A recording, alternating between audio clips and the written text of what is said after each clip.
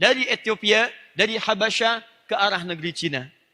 Ikutlah sebagian dari rombongan sahabat pada ekspedisi itu, singgahlah kemudian di kota Baros tadi, dan menyebarkanlah risalah Islam di daerah Baros sampai menyebar ke wilayah Nusantara. Jadi kalau kita bicara hubungan antara Haramain dengan Nusantara, sebelum jadi Indonesia, itu bukan hubungan yang singkat saat ini. Tapi ada masa sejarah yang panjang, dari sejak masa jahiliyah, masa kenabian, sampai dengan masa risalah keislaman. Saya agak cepat.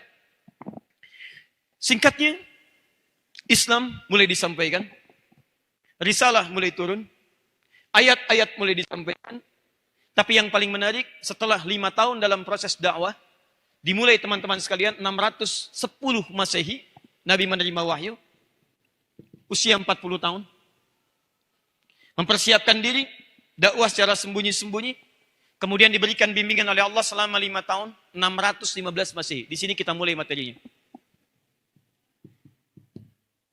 Tahun 615 Masehi, kemudian diperintahkanlah oleh Allah dengan turunnya Quran, surah Al-Mudaththir, surah ke-74, dengan asbabun nuzulnya Anda temukan nanti di hadis riwayat Al-Bukhari, nomor hadis yang keempat sampai yang kelima, riwayat sahabat Jabir bin Abdullah radhiyallahu ta'ala anhu.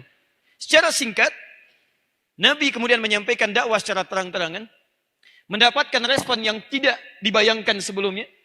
Ada yang kemudian mencela, tidak sedikit yang meragukan, bahkan ada yang sampai menyakiti secara fisik. Singkatnya, Nabi meminta di antara para sahabat untuk sebagian berhijrah, mendapatkan tempat yang baik untuk menyelaraskan dan melanjutkan ajaran nilai keislaman. Maka 615 Hijriah ditandai dengan gelombang pertama hijrah, sahabat Nabi dipimpin oleh Ja'far bin Abdul Muttalib radhiyallahu ta'ala anhu ke satu negeri disebut dengan Habasyah. Sekarang dikenal dengan Ethiopia. Fokus. Ini jarang disebutkan dalam sejarah. Dan ada beberapa bagian yang harus kita perdalam kembali. Hijrah sebagian ke Habsyah. Tapi ada yang tidak tercatat dalam sejarah. Dalam ekspedisi hijrah itu, tiba-tiba setelah sampai di sana, diterima oleh Raja Najasyi, dan kemudian di akhir fatrah masuk Islam, yang paling menarik adalah ekspedisi diadakan pada saat itu, dari Ethiopia, dari Habasya ke arah negeri Cina. Ikutlah sebagian dari rombongan sahabat pada ekspedisi itu, singgahlah kemudian di kota Baros tadi, dan menyebarkanlah risalah Islam di daerah Baros sampai menyebar ke wilayah Nusantara. Dari situlah kemudian dimulai penyebaran agama Islam sampai ke wilayah dari mulai Sumateranya sampai dengan ke ujung Papuanya. Sampai menyebar ada Malaysianya, Filipina bagian selatannya, Thailand bagian selatannya, ada Brunei Darussalamnya, ada Rakhine dengan suku Rakhine-nya. Jadi kalau kita berbicara tentang fase penyebaran awal keislaman, ternyata teman-teman sudah dimulai pada awal abad ke-7 Masehi. Awas, karena nanti ada seorang orientalis yang membuat rekayasa sejarah yang seakan-akan mengembangkan proses masuknya Islam ke Indonesia atau ke Nusantara, dimajukan, diakhirkan masanya sampai bahkan 5 abad setelahnya. Awas, hati-hati ya. Sebelum saya teruskan, saya ingin sampaikan pesan penting dulu. Teman-teman sekalian, tanpa disadari, setelah terjadi perjanjian Tordesillas tahun 1492, ada pekerjaan orientalis yang paling besar yang mereka kerjakan untuk menghambat kemajuan umat Islam kembali. Di antaranya mereka menanamkan racun-racun bahkan pada informasi supaya tidak diketahui dengan benar oleh umat Islam di muka bumi ini. Saya beri contoh sederhana. Fokus ini. Tahu uang 1000? Tahu. Gambarnya apa di situ? Hah? Kapiten Patimura. Saya cek lagi. Tahu uang 500? Dulu? Yang selembaran? Gambarnya apa di situ? Jangan lihat ke sini. Lihat ke atas. Baik, dalam uang 1000 ada tulisan, ada gambar Kapten Patimura. Siapa nama aslinya? Thomas Matelusi.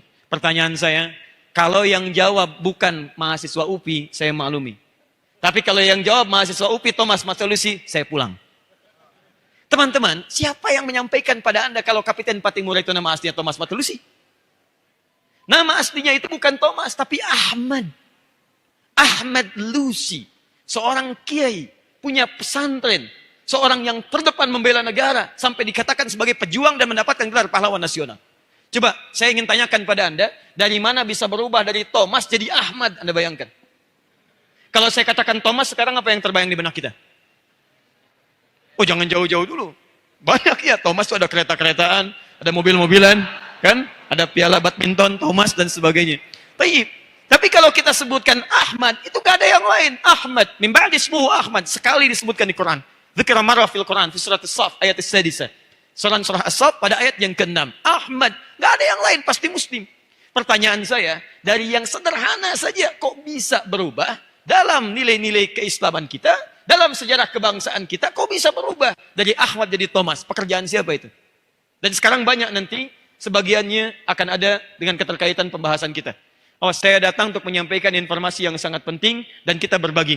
Ya, saya bukan datang pakai sepatu biru yang nggak bisa apa-apa. Ya. Blue suka. Mohon maaf Pak Rektor. Baju biru, ya, sepatu hitam. Fokus sini, fokus ya. Kadang-kadang kamera yang tidak fokus sehingga tidak bisa mengambil sudut pandang yang sempurna sehingga terjadilah apa yang tidak diharapkan. Ayo lihat sini. Fokus lagi. Sebagian kemudian ikut hijrah. Dan yang hijrah itu mampir di Baras. Disebarkan keislaman di sana. Menyebar Islam. Tiba-tiba datang Stockholm-nya di kemudian hari mengatakan Islam baru muncul di Nusantara itu pada akhir abad ke-12. Datang di abad ke-7 disebutkan di abad ke-12. Buktinya apa? Buktinya muncul kerajaan Samudra Pasai di Aceh. Teman-teman coba pikir dengan logika sederhana. Jangan ditelan mentah-mentah. Bisa tiba-tiba Islam datang langsung bikin kerajaan luar biasa. Di mana masyarakat pada saat itu? Ada nggak mungkin orang datang ke sini saya bikin kerajaan langsung? Masya Allah. Mana kerajaan yang lainnya? Ada kerajaan Sriwijaya sebelumnya, ada kerajaan Majapahit setelahnya dan seterusnya. Jadi mustahil seseorang datang bisa langsung bikin kerajaan. Ini menunjukkan bahwa ada fase awal sebelumnya yang telah menghadirkan nilai keislaman sampai dengan ke Nusantara. Hubungan keislaman dari Haramain sampai ke Nusantara di awal abad kerasulan fase 7 Masehi. Paham sampai sini? Lihat baik-baik, saya teruskan.